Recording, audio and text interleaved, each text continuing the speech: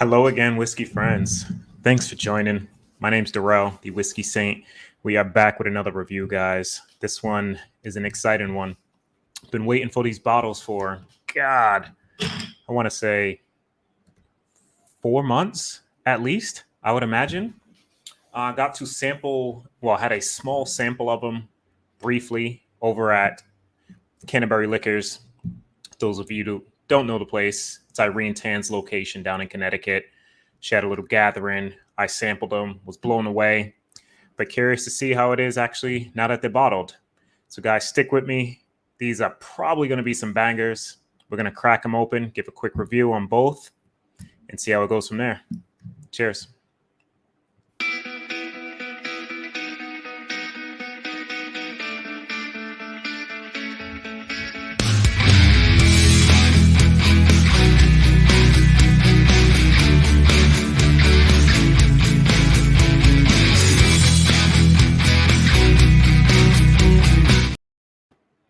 Thanks, guys. Yeah, man. So I'm really excited about these two.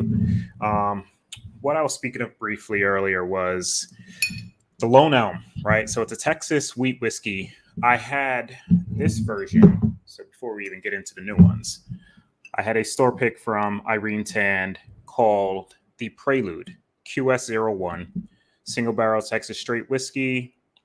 Not sure what the mash bill is. I know for it to be wheat whiskey, it's at least, 51 wheat. But the proof on this is 125.4. And this bottle was really good. And look at that color, guys. Like, you can't even see me through that, right? This thing is dark. That Texas heat is definitely doing something to these whiskeys. And she talked about the new ones that we have now. So this one here being a blend.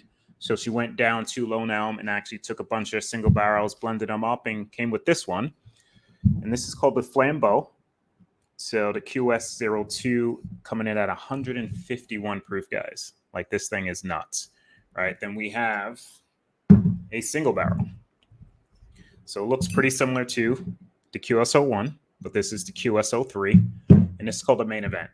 So Prelude, kind of like getting you into the product, then QSO2, the Flambeau, then you guys come to the Main Event, which this one's coming in at a whopping 80.3 ABV, so 160.6 proof, guys. And these are just as dark. I will say the first one is probably actually a little darker. The other single barrel, you can kind of see it on there, but they're both pretty solid in color. Without no further ado, let's dive in. So we're going to start with the Flambeau. It's a little lower in proof. It is the blend versus the single barrel. And we're going to actually pour these both up. We'll crack them. And this is fresh cracks, guys. Like, if I can actually even do it. Let's see. There we go. So we're going to pour the Flambeau into the standard, just a standard Glen here. And what we would do is pour the Main Event into a Bourbon Junkies Glen that I actually just got in the mail from them. So, nice little pop.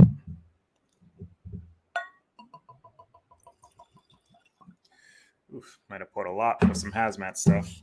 First drinks of the day, too, so that's going to be interesting. All right, so we'll set the Main Event to the side, and we're just going to go in on this Flambeau. See how this nose is.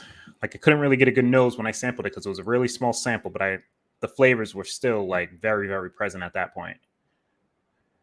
All right, guys. Cheers.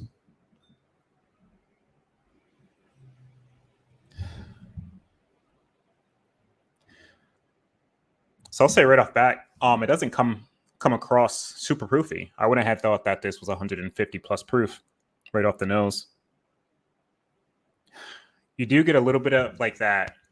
It's almost, I want to say wheat funk, but it's like a mixture between like that sweet wheat with like a slight Texas funk, if that makes some sense.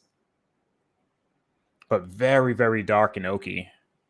Like, I'm not even sure the ages on these, but Yeah, I don't think it's even on here. I wish it was, but this comes across way older than what I think it is. I want to say they're only 4 to maybe even 5 years, if that. But yeah, very oaky. That wheat is very, very present. I wouldn't be surprised if it's like well above that 50% threshold.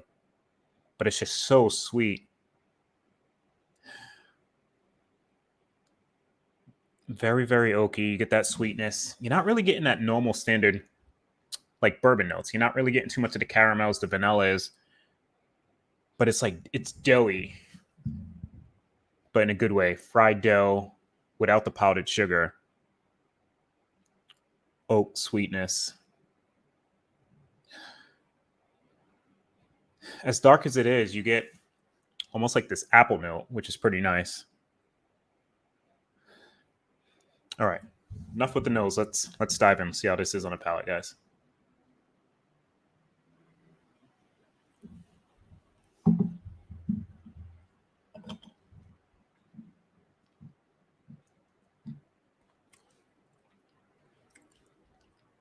There's the proof.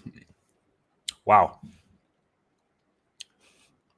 this coming in at 150. I'm surprised what the 160 is going to do to me.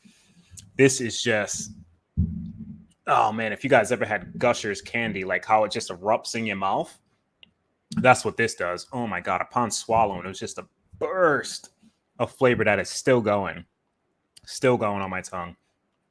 Oh man, but yeah, that wheat is definitely still present on the palate. Still super sweet with just boatloads of spice, guys. Oh my god. This may be one of the most spice forward and not in a bad way. It's not even like really hot. Like it's the proof is definitely there, but drinks easier than some other hazmat products that I had that were lower proof than this one. Oh man, that's intense. I may get interrupted over here by my little one. We'll see how that goes, but this is wow, this is potent. But the flavors are just still sitting on my tongue, and this is like another minute after. Oh man, let's dive in again.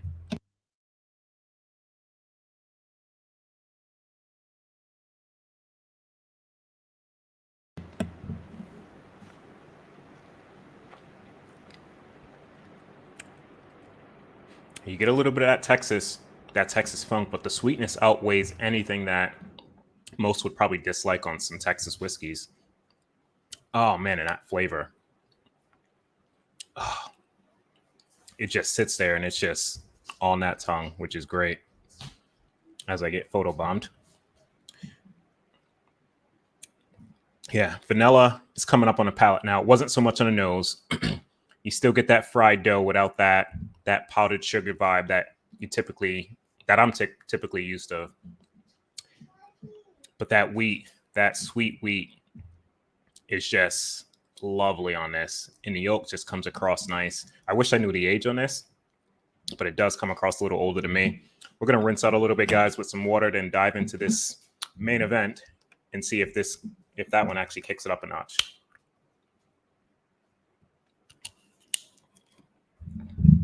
Very happy with the pickup of that bottle so far.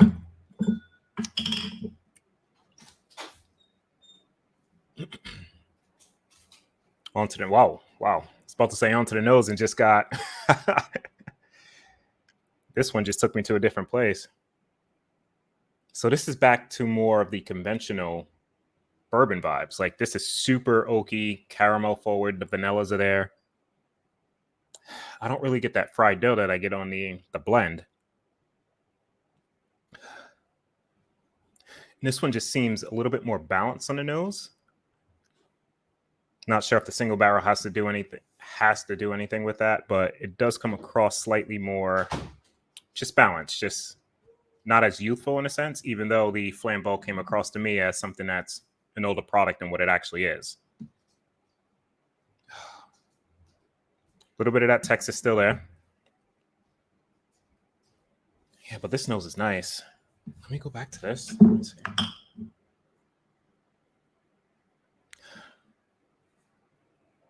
Yes, just super balanced. This one's just more of that wheat oaky sweetness up front.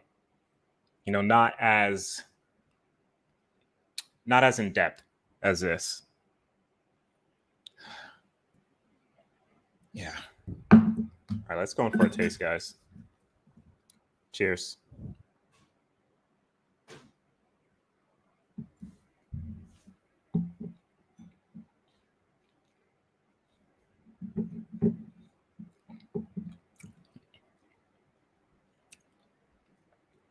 Wow, that's interesting. This actually drinks softer than the 150 proof. And this is 10 proof higher, 10 proof points higher. It's interesting too with this Bourbon Junkies glass. It's pretty ironic. I don't know if it picks it up, but it says the proof is in the pour. The proof is definitely in the pour of this. These things 150 plus, but this initially off that first sip, just it's tamer, which is odd. Being at, like I said, it's 10 proof points higher than the Flambeau at 151, or just under 10. 160.6 versus 151. But I would have thought this was closer to that hazmat threshold of like 140-ish. Finish may be slightly longer on the Flambeau at 150 versus this, but just the flavors and the balance of this single barrel, I think outweighs that. Like this single barrel is killer. One more sip.